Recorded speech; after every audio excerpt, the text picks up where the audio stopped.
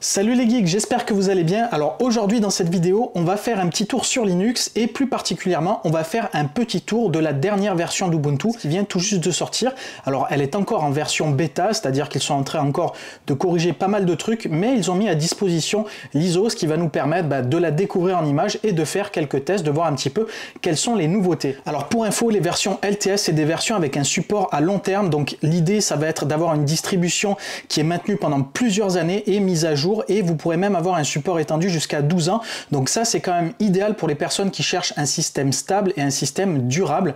Alors cette version 24.04, elle va venir remplacer à terme la version 22.04 qui est actuellement en activité, et grosso modo elle va reprendre les nouveautés qui avaient été implémentées dans la 23.10, donc qui cette fois-ci n'est pas une version à long terme, c'est une version d'entre-deux LTS et qui permet en gros d'avoir des fonctionnalités un petit peu nouvelles et également de servir de base ensuite pour pouvoir développer la LTS.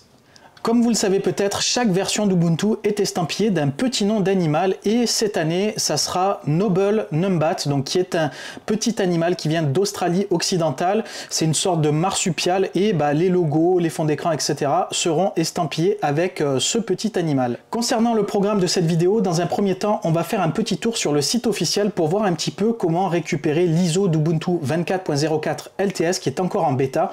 Ensuite, on partira sur le process d'installation pour voir un petit peu quelles sont les nouveautés, et au passage je vous montrerai un petit peu comment installer le système de A à Z sur une machine virtuelle, et enfin pour terminer on fera un tour d'horizon du système pour voir un petit peu quelles sont les nouveautés qui ont été apportées sur cette distribution là. Alors pour info, si jamais vous venez de la version 23.10, donc qui est la version précédente à celle-ci, qui est non LTS, il y aura forcément beaucoup moins de nouveautés parce que pas mal de trucs proviennent de cette version là. Par contre si vous venez de la précédente version LTS, la 22.04, là forcément il y aura pas mal de nouveautés à découvrir. Avant de commencer, vous avez l'habitude maintenant, si jamais vous tombez sur cette vidéo par hasard ou que vous découvrez ma chaîne, n'hésitez pas à vous rendre sur celle-ci. Il y a plein de vidéos cool à découvrir sur des sujets vraiment variés. Je fais pas que des tests de distribution Linux, je fais également des tests produits, je fais également des tutoriels, des trucs et astuces.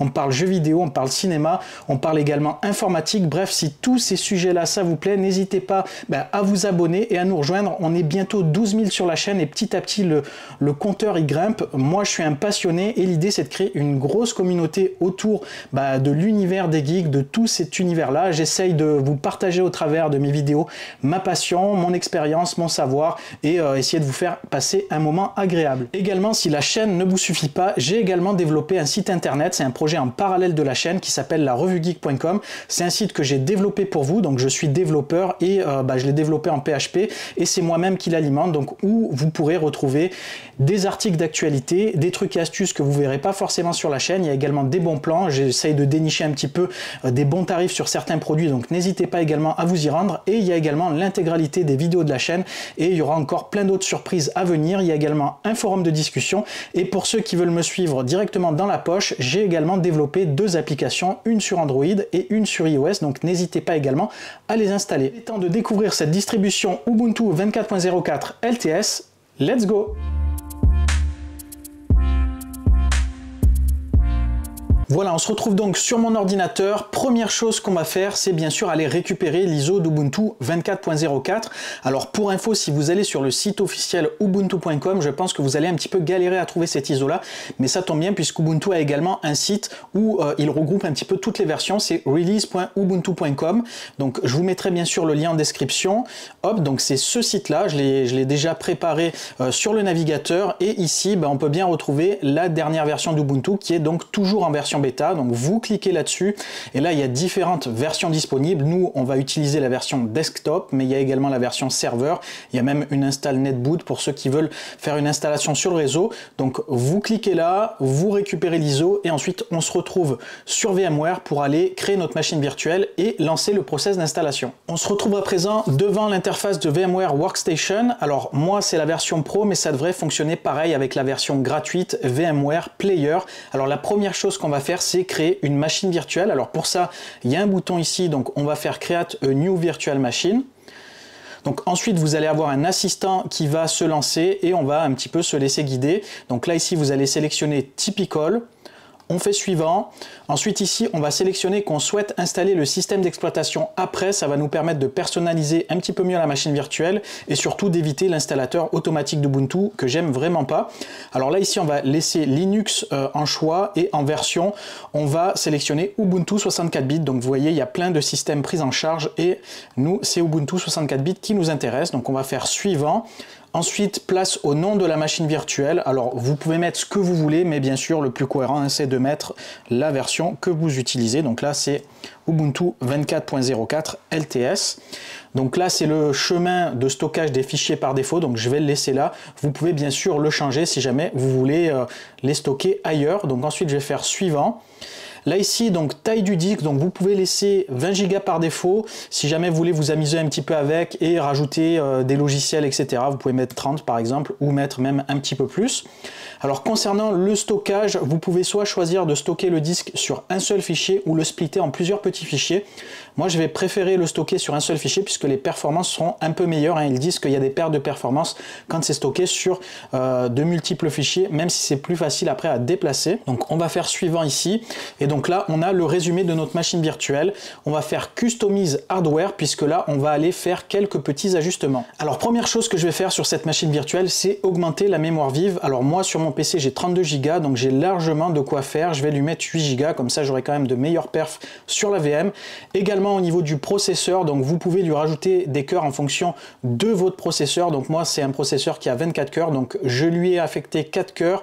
Vous pouvez aller même jusqu'à 8 par exemple sans problème. Il ne devrait pas y avoir de souci si vous avez, je dirais, un processeur à 24 ou 32 cœurs. Il n'y a pas de souci de ce côté-là. Je vais même lui mettre 8 cœurs, comme ça j'aurai vraiment un truc assez performant. Donc ensuite, autre truc à désactiver. Alors là, c'est pas typique aux distributions Ubuntu en général, mais à celle-ci, je ne sais pas pourquoi, mais avec l'accélération 3D, j'ai un écran noir, donc je vais tout simplement le désactiver. Donc n'hésitez pas à désactiver cette option si jamais vous aussi, quand elle est cochée, vous avez un écran noir au démarrage. Donc moi je la désactive. Et ensuite, alors ça c'est propre à ma config ici. Ici, je vais aller récupérer directement l'ISO qu'on a téléchargé et aller directement le câbler au lecteur CD virtuel en fait pour que ça boot sur le CD et que ça lance l'installation. Donc maintenant c'est fini. On va pouvoir faire close et faire finish et la machine virtuelle va se créer à l'intérieur de l'interface. Voilà, elle est ici, elle est prête à démarrer, donc il ne nous reste plus qu'à démarrer sur le process d'installation. Il est temps maintenant de démarrer la machine virtuelle, donc on va cliquer sur Power et on va attendre que tout ça boot. Alors on va commencer par démarrer sur Grub ici, donc tout à fait classique sur Ubuntu. Donc on va sélectionner Try or Install Ubuntu. Donc ça va prendre un petit peu de temps lorsque ça démarre, donc je vais le laisser démarrer tranquillement et on se reprend lorsque le système aura booté sur le live CD. Voilà, donc on a booté sur Ubuntu et on est sur le nouveau process d'installation. Donc là ici, on a un truc quand même qui est plutôt agréable à l'œil et assez simplifié au niveau du process d'installation. Vous verrez, c'est quand même assez bien foutu. Alors là, on va sélectionner bien sûr le français ici. Hop, donc suivant. Donc là ensuite, il présente un petit peu toutes les options concernant l'accessibilité, etc. Donc vous pouvez régler ça directement à l'installation. Donc ça c'est un petit peu nouveau. C'est plutôt cool de pouvoir renseigner un petit peu tout ça. Donc alors je connais pas tous les détails au niveau de ces options là, mais c'est quand même plutôt cool d'avoir ça directement à l'installation. Ça vous permettra d'avoir un système vraiment, je dirais, optimisé pour votre utilisation dès le démarrage. Donc on va faire suivant, donc là ici pareil on va laisser sur français, donc détection du clavier et de la langue. Hop. Donc là ici vous pouvez, si vous le souhaitez, soit utiliser la connexion câblée, soit si vous avez du Wi-Fi directement vous connecter au Wi-Fi, ou aussi vous pouvez faire en sorte de ne pas être connecté à internet pour pas vous farcir toutes les mises à jour, etc. Moi je préfère les faire justement à l'installation. Donc là ici, autre truc qui est plutôt cool ici, vous allez pouvoir directement lors de l'installation faire les updates pendant l'installation et ça c'est quand même assez intéressant. Donc on va cliquer sur Update Now. On va le laisser télécharger tranquillement, ça ne devrait pas être trop long. Et ça, c'est quand même quelque chose d'intéressant aussi d'avoir directement le fait de mettre à jour l'installation. Alors là, du coup, ça quitte l'installateur et il va falloir bien sûr le relancer pour pouvoir bénéficier des corrections qu'il y a eu, si jamais par exemple il y a eu des corrections justement sur l'installateur. Donc là, du coup, il repart directement sur le français. Hop, on refait suivant. On en était là. Donc là, on va faire installation interactive. Vous pouvez aussi utiliser l'installation automatisée. Moi, c'est pas ce que je souhaite faire. Donc là, on va directement avoir des choix qui vont se présenter à l'écran et on va les faire directement. Alors là, on peut faire une installation par défaut vraiment avec le strict minimum ou une installation complète. Alors pour les personnes qui souhaitent débuter sur Ubuntu, remplacer un système d'exploitation existant, c'est quand même bien d'avoir déjà un lot d'applicatifs. Donc on va mettre installation complète, comme ça on pourra voir également toutes les applications qui sont installées. Donc on va faire suivant ici. Donc ici, vous pouvez installer lors de l'installation du système tout ce qui est logiciel tiers, donc pilote et format supplémentaire au niveau de tout ce qui va être soumis à licence. Donc ça, c'est quand même intéressant de le cocher par défaut. Comme ça, tout est prêt également lorsque le système est installé. Donc ensuite, étape suivante, donc ça concerne le partitionnement. Alors si vous voulez pas vous prendre la tête, laissez par défaut comme ça. Ça c'est plutôt pour les personnes qui savent un petit peu comment fonctionne le partitionnement sur Linux. Vous allez pouvoir par exemple définir des partitions spécifiques pour la partition root, pour la partition var ou pour la partition home. Ça on le verra certainement dans une autre vidéo. J'avais prévu justement de vous en parler, mais là on va laisser par défaut. Donc là ensuite vient la création du compte utilisateur principal. Donc hop, je vais l'appeler comme d'habitude, la revue geek. Donc vous mettez un mot de passe sécurisé si possible, hein, bien sûr. Moi pour des tests forcément je prends un truc vraiment facile pour pas me prendre la tête. Donc demandez le mot de passe pour ouvrir les sessions, donc c'est mieux également de le laisser sélectionner, mais si vous le souhaitez, vous pouvez faire en sorte de ne pas demander le mot de passe à chaque fois que vous démarrez l'ordinateur. Donc ensuite suivant, donc choix du fuseau horaire, donc sélection sur Paris directement, on va laisser comme ça. Et enfin, petit résumé, on n'a plus qu'à lancer l'installation. Donc je vais lancer l'installation, je vous laisserai un petit peu l'installation comme ça défiler. Moi je vais vous laisser sur l'installateur et on se retrouve lorsque le système sera installé et qu'on pourra redémarrer directement sur le système fraîchement installé.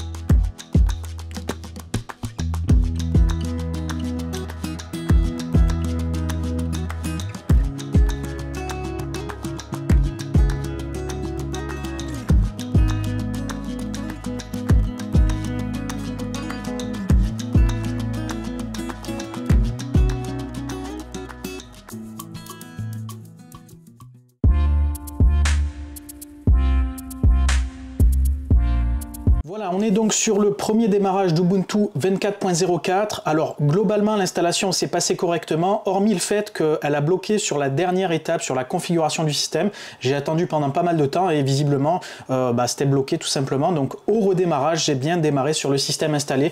Donc bien sûr, comme vous le savez, c'est en version bêta, ça sera peut-être probablement corrigé lorsque on sera en version finale. Alors on va commencer à découvrir ensemble le nouvel assistant de démarrage. Alors je ne sais pas si c'est une version définitive ou s'il va changer, puisque là on est sur une version bêta. Il est possible que ça change sur la version finale. Dans tous les cas, on va déjà commenter cette nouvel assistant que j'ai sous les yeux.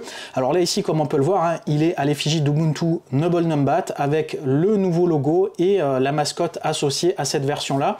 Alors sur l'écran suivant ici, on a une petite page promotionnelle qui nous vend un petit peu Ubuntu Pro, qui est quand même gratuit jusqu'à 5 machines, mais je sais que c'est le genre de pratique qui plaît pas trop aux utilisateurs de Linux, donc à voir un petit peu si Ubuntu tend pas à une philosophie un petit peu plus vers le payant. En tout cas, c'est pas ce que je souhaite. Dans tous les cas, pour l'instant, ça reste du gratuit et on peut sans problème passer cette étape-là ici, hein, skip for now. Donc on va faire suivant. Donc ensuite ici, on est sur, je dirais, la partie qui va permettre de partager ou pas des données au niveau du système pour les aider à développer le système. Alors moi, généralement, je ne les partage pas, mais bien sûr, vous êtes libre de le faire sans souci. Et ensuite, là, dernier écran, donc il nous propose de lancer le gestionnaire d'applications pour installer les applications de votre choix au démarrage.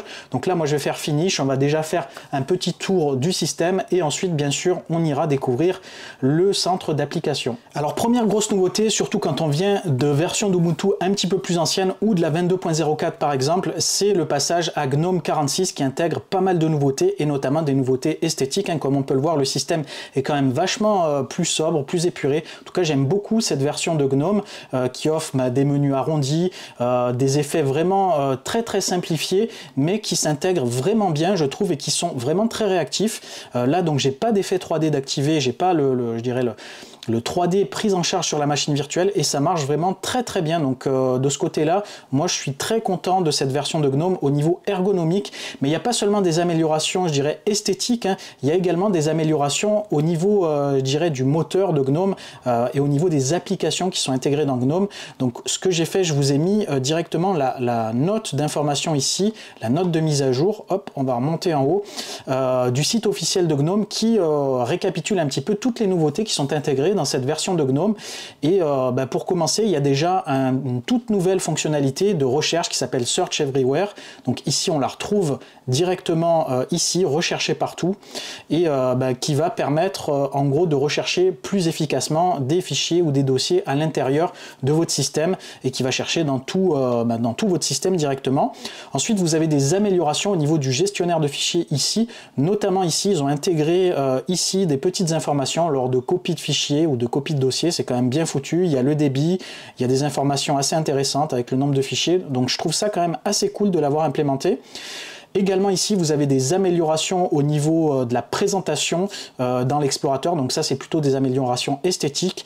Et ici, il y a pas mal de petites améliorations qui sont listées ici, que vous pourrez découvrir directement sur la note d'information que je vous mettrai dans la description. Autre grosse nouveauté sur GNOME 46, c'est la prise en charge officielle de OneDrive via les comptes en ligne. Donc ça, c'est super cool d'avoir implémenté ça, puisque par exemple sur mon Zorin OS, j'ai pas mal bataillé pour faire fonctionner OneDrive. C'est pas super bien géré. Là, c'est une prise en charge officielle, donc c'est quand même assez cool. Je suis sûr qu'il y a pas mal d'utilisateurs qui attendaient ça. En tout cas, moi je l'attendais avec impatience et ça va vraiment rendre service aux personnes qui, comme moi, sont aussi dépendants de Windows à côté, et personnellement, je suis un gros utilisateur de OneDrive. Autre nouveauté intéressante qui va plaire aux utilisateurs de Windows, c'est une nouvelle option qui s'appelle Remote Logging with RDP, donc qui permet de se connecter un peu plus facilement à RDP avec une option dédiée. Il y a une petite page dédiée à ça, hop, elle est ici, et donc ça va vous permettre de plus facilement gérer vos connexions en RDP. C'est implémenté nativement et ça aussi, c'est quand même très cool. Ensuite, vous avez un lot de petites améliorations plus ou moins subtiles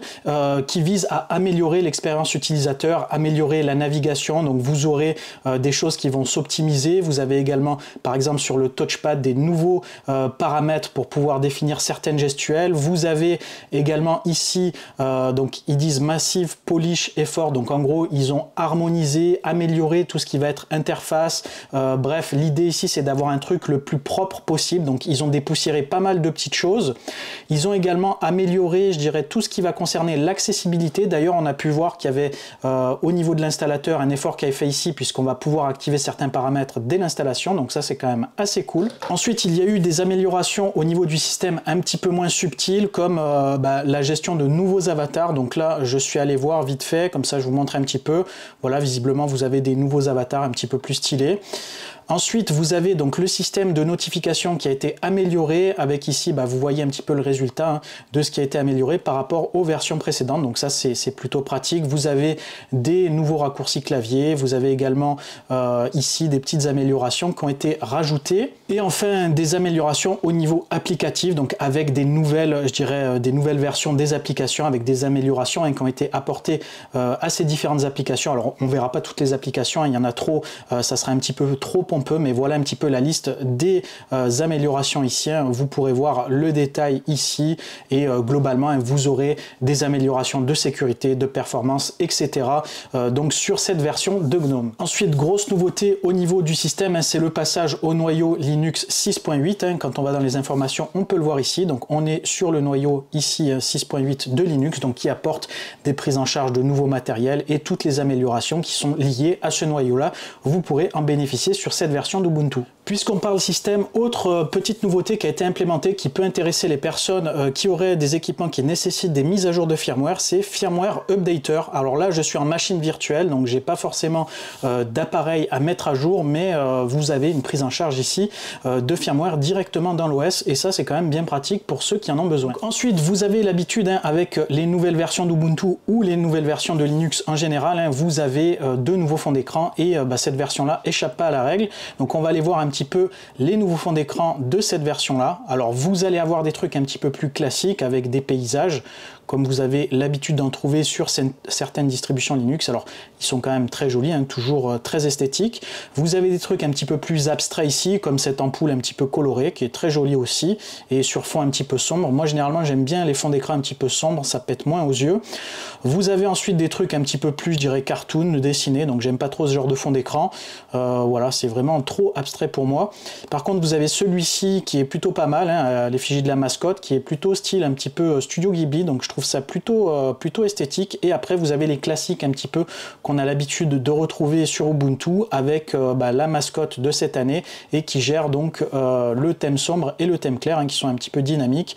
Et donc, vous avez celui qui était par défaut. Donc voilà pour les fonds d'écran de cette année. Et enfin, pour terminer en beauté, c'est la refonte du gestionnaire d'applications, surtout pour ceux qui viennent de versions d'Ubuntu un petit peu plus anciennes. Le gestionnaire d'applications a été dépoussiéré, revisité, et donc vous aurez quelque chose de plus agréable, de mieux rangé, mieux trié pour ceux qui ont des trucs un petit peu moins pratiques. Là, vous aurez vraiment quelque chose d'assez pratique à utiliser, un petit peu plus esthétique aussi au passage. Donc vous bénéficierez de ces améliorations-là. Alors là, vous avez ici la partie explorer qui va vous proposer différentes applications intéressantes à découvrir. Vous avez ici donc la partie en vedette avec les applications qui sont vraiment plus plébiscitées. Vous aurez la partie bureautique ici, avec donc des applications, bien sûr, comme vous l'aurez compris, plutôt destinées à la bureautique, forcément. Donc la partie développement, c'est une partie qui m'intéresse plutôt bien, avec par exemple ici Visual Code, vous avez Postman, donc Android Studio, des applications que j'utilise quand même assez régulièrement, et vous avez également ici une partie jeu, avec des petits jeux ici, donc c'est pas forcément des trucs de ouf, mais vous avez quand même des jeux comme RetroArch qui sont quand même intéressants pour ceux qui aiment par exemple le rétro gaming. Et ici dans Gérer, vous allez pouvoir ici gérer directement vos applications, donc les mettre à jour, les installer, enfin les désinstaller plutôt, et tout ça directement depuis cette page là. Et donc ici, si on va sur à propos, on est donc sur l'App Center version 1.00, donc la version numéro 1 de cet App Center. Et voilà, je pense qu'on a fait un tour complet de cette version 24.04 LTS d'Ubuntu. Alors j'espère que cette vidéo vous a plu et surtout qu'elle vous sera utile. Dans tous les cas, si vous avez une question, une remarque ou quoi que ce soit, n'hésitez pas à la poster en commentaire, puisque je réponds systématiquement à tous les commentaires, même si ça prend un peu de temps en fonction du flux de commentaires qu'il y a sur la chaîne. Je m'efforce vraiment à répondre à tout le monde, puisque vous donnez la peine de m'écrire. Je pense que c'est la moindre des choses. Également, n'hésitez pas à mettre un max de likes sur la vidéo, ça soutient mon travail et ça soutient énormément la chaîne. Concernant les prochaines vidéos, j'ai pas mal de nouveautés à vous présenter, des trucs vraiment cool, donc n'hésitez pas également à vous abonner, à activer la cloche de notification, comme ça vous manquerez pas l'info dès que la vidéo sort. Et sur ce, moi je vous dis à très bientôt, portez-vous bien, ciao les geeks.